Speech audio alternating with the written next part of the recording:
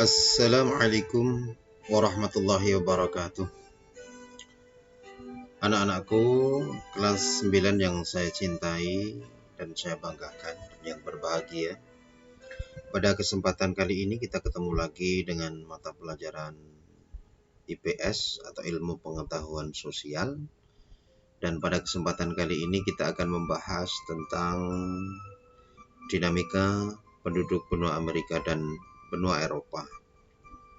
Yang perlu kalian pahamkan yang pertama adalah di tujuan pembelajaran, bahwa dalam pembelajaran ini kita memiliki tujuan.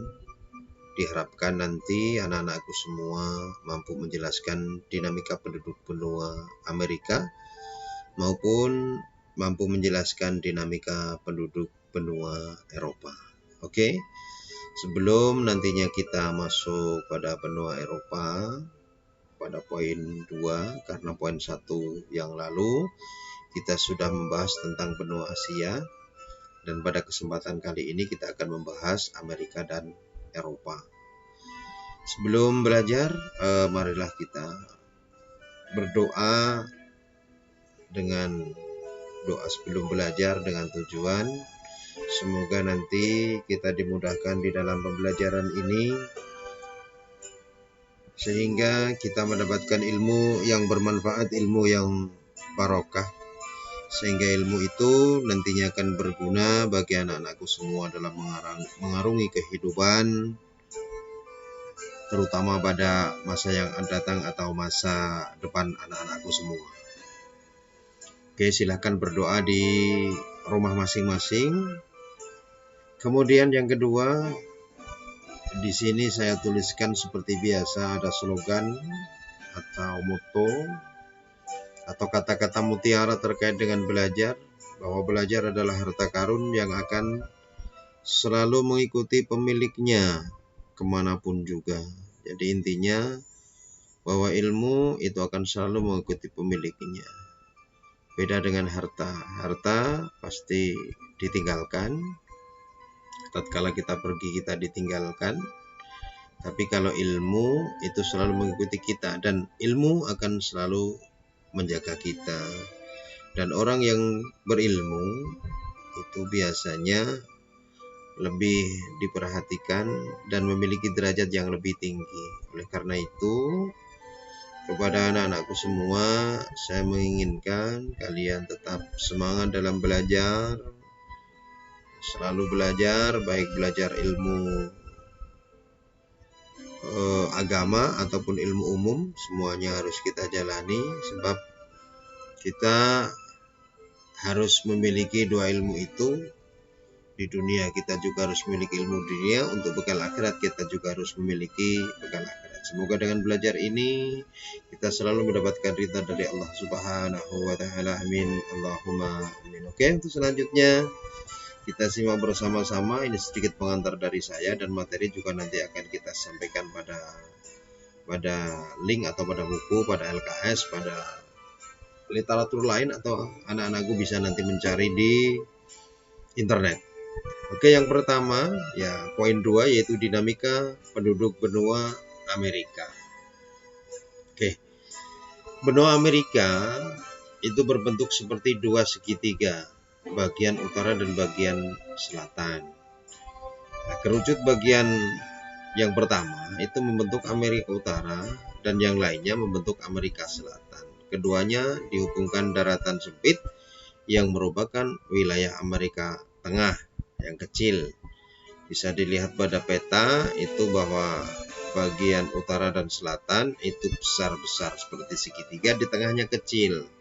Dikenal dengan nama Tanah Genting Panama yang memisahkan antara Samudra Pasifik dan juga Samudra Atlantik. Oke, lanjut. Bahwa penduduk benua Amerika pada tahun 2005 mencapai angka 888 juta jiwa. Sedangkan pada tahun 2015 itu sudah mencapai 987 juta jiwa. Ini berarti pertambahan penduduk dalam kisaran waktu 10 tahun itu mencapai sebesar 99 juta jiwa. Laju pertumbuhan penduduk benua Amerika tergolong rendah, yaitu 0,9% per tahun. Jadi di situ termasuk di Amerika termasuk pertumbuhannya itu rendah karena hanya 0,9% di dalam 1 tahun. Kemudian benua Amerika dihuni oleh banyak etnik. Salah satunya adalah etnik kulit hitam atau negro. Keberadaan etnik tersebut tidak lepas dari praktek perbudakan. Mereka didatangkan dari Afrika sebagai budak selama 360 tahun. Antara tahun 1500 sampai tahun 1860-an. Sebanyak 12 juta penduduk Afrika dipindahkan secara paksa ke Amerika untuk menjadi budak atau pekerja. Dan sebagian besar dibawa ke Amerika Selatan, Amerika bagian selatan. Jadi kalau yang etnik kulit hitam atau negro itu berasal dari Afrika, bukan asli dari Amerika. Karena apa? Amerika itu memiliki etnik asli, ya, itu yang biasa disebut dengan ada orang Eskimo, kemudian ada yang lainnya, nanti akan kita bahas di bawah, itu ada nanti etnik dan lain sebagainya. Yang penting ini sebagai pengantar dan ini pada poin selanjutnya. Nah ini. Kemudian berikut ini dinamika penduduk benua Amerika. Tadi pada aspek jumlah penduduk sudah kita jelaskan di awal. Nah, kemudian untuk persebaran itu konsentrasi penduduk Amerika berada di bagian timur dan barat Amerika Serikat, Amerika Tengah dan Karibia, serta bagian barat dan timur Amerika Selatan. Bagian tengah benua Amerika umumnya lebih rendah kepadatan penduduknya. Tengah-tengah itu karena antara Amerika Selatan dan Amerika Utara. Itu juga wilayahnya sangat kecil. Oke, lanjut. Kita masuk pada komposisi berdasarkan usia. Komposisi penduduk Amerika berdasarkan usia menunjukkan bahwa sebesar 24% dari penduduk berusia kurang dari 15 tahun atau usia belum produktif atau anak-anak. Kemudian sekitar 10% berusia 65 tahun ke atas atau 65 tahun lebih. Ini berarti bahwa sebesar 34% penduduknya adalah usia tidak produktif. Berarti yang produktif itu sebesar 66%. Maka kalau yang produktif lebih banyak, di situ negaranya juga akan semakin baik, tingkat ekonomi dan juga yang lainnya. Karena di usia produktif itu tentunya orang bisa bekerja, kemudian bisa beraktivitas untuk kebutuhan-kebutuhan masing-masing. Sedangkan di usia 65 atau kurang dari 15 karena belum produktif maka dianggap belum usia bekerja. Kemudian laju pertumbuhan penduduk, tadi di awal sudah kita sampaikan bahwa laju pertumbuhan penduduk benua Amerika tergolong rendah, yakni sebesar 0,9% per tahun. Oke, kita lanjut. Nah, kita lanjut bahwa kualitas penduduk. Negara yang memiliki kualitas penduduk tinggi diantaranya adalah Amerika Serikat, Kanada, Argentina, dan Chili. Negara dengan kualitas penduduk tinggi ya, termasuk ya, Meksiko, Brasil, dan sejumlah negara Amerika Latin lainnya. Kalau sedang itu ada Paraguay, Bolivia, dan sejumlah negara lain. Jadi di sana penduduknya itu tergolong kualitas tinggi dan sedang, tidak ada yang kualitas rendah. Karena apa? Pendidikan di sana juga sangat maju. Karena terkenal dengan sebutan negara adikuasa atau negara negara maju. Kemudian komposisi berdasarkan ras. Nah ini ras asli adalah suku Indian ya, dan suku Eskimo sebenarnya itu tulisannya Eskimo. Suku Indian dan suku Eskimo merupakan penduduk asli Amerika. Nah, kemudian kalau penduduk pendatang berasal dari berbagai benua. Ya, terdiri dari 3 ras utama yaitu Negroid dari Afrika, kemudian Mongolia dari Asia, kemudian ada ras Kaukasoid yang berkulit putih dari Eropa. Jadi ada 3 dari Afrika, dari Asia, dan juga dari Eropa. Selain ada suku asli dari Amerika Serikat yaitu suku Indian yang berkulit merah. Kemudian ada suku Eskimo yang mendiami Amerika bagian utara dan berada di wilayah kutub yang terkenal dengan wilayah dingin. Oke, kita lanjut. Kemudian kualitas sudah. Kita masuk pada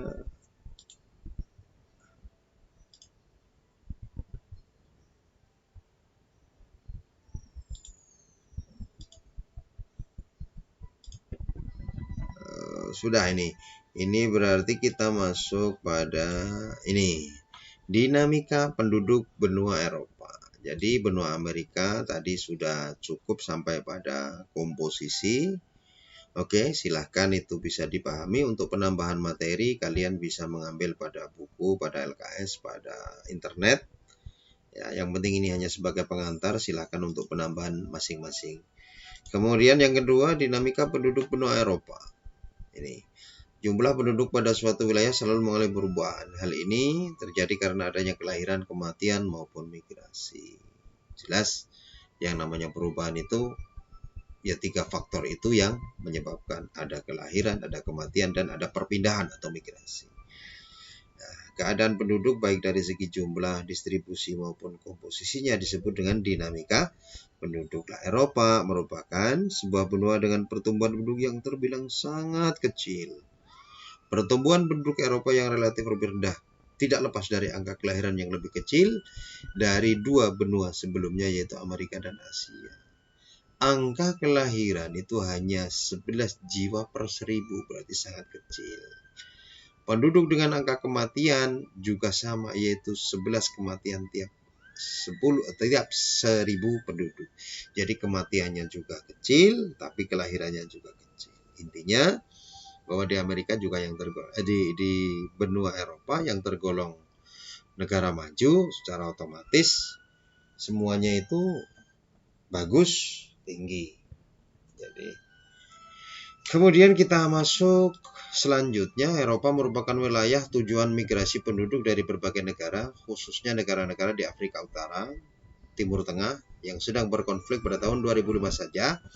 2015 itu sudah 836.000 orang datang ke Eropa, khususnya Jerman, Inggris, Swedia.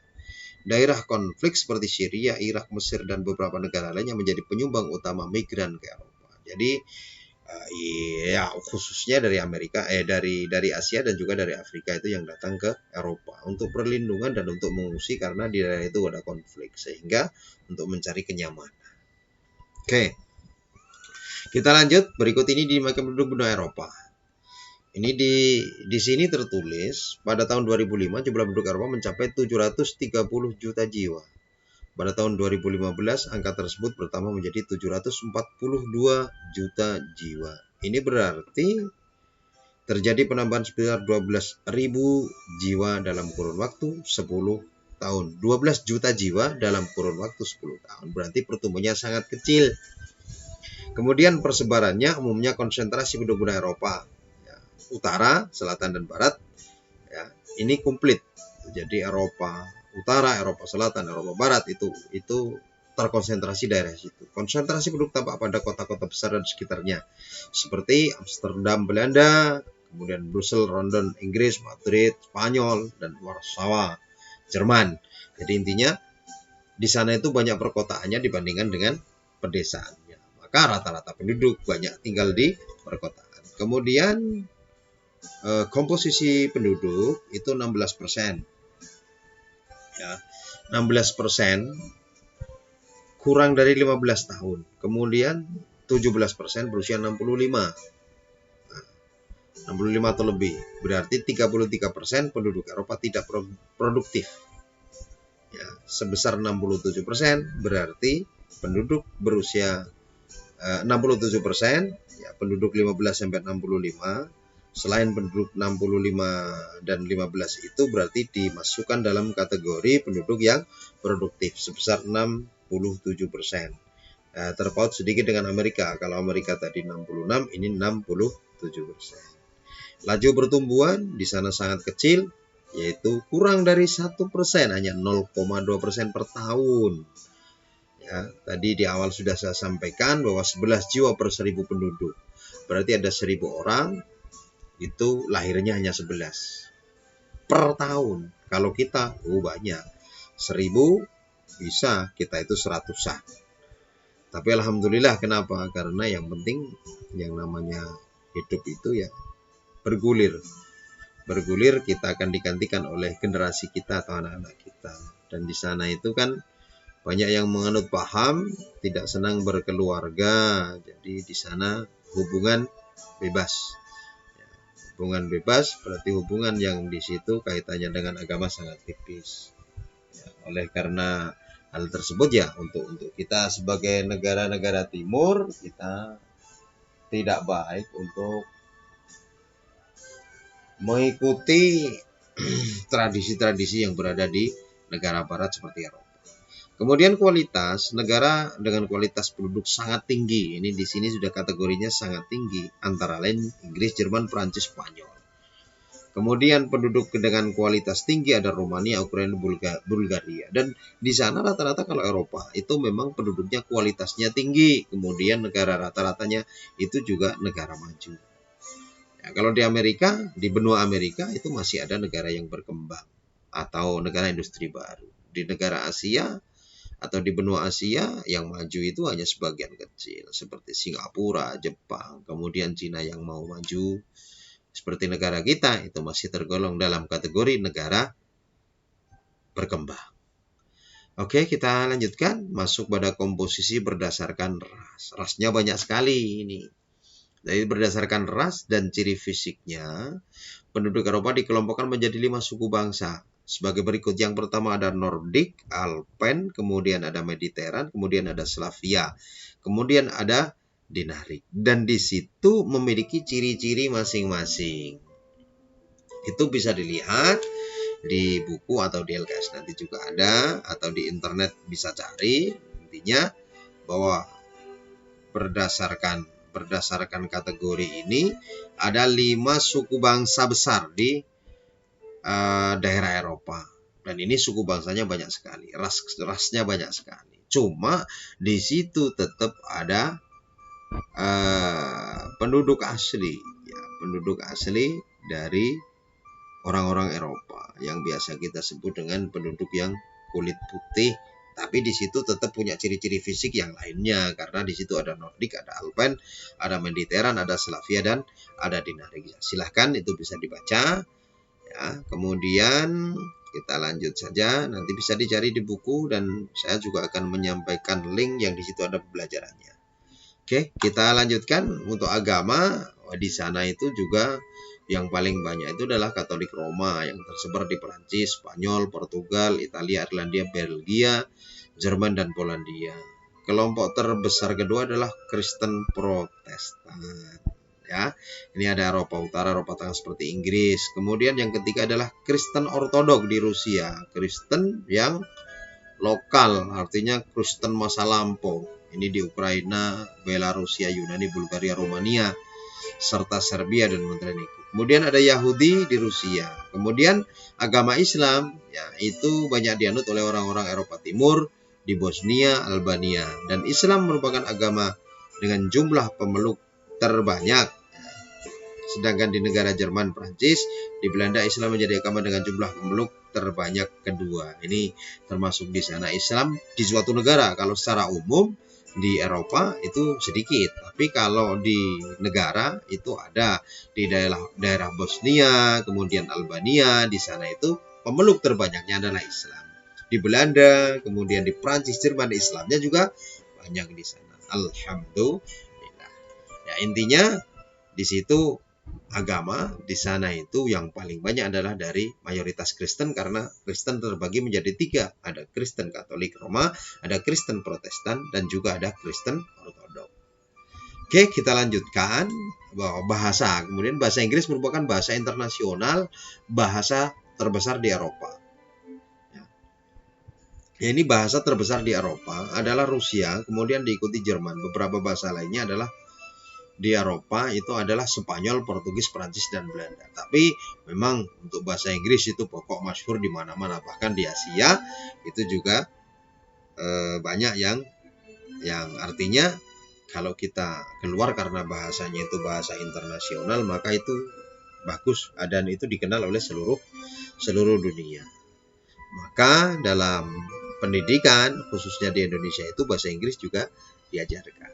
Oleh karena itu silahkan belajar secara baik, secara bagus. Dan kalau kalian pengen maju, pengen tahu semua dunia, ya kamu pertama kali dengan menguasai bahasa. Kalau bahasa kita sudah tidak bisa, maka kita untuk keluar atau kita tahu dunia luar itu juga sangat sulit. Kemudian budaya, itu karya seni masyarakat Eropa telah lama berkembang sejak zaman prasejarah.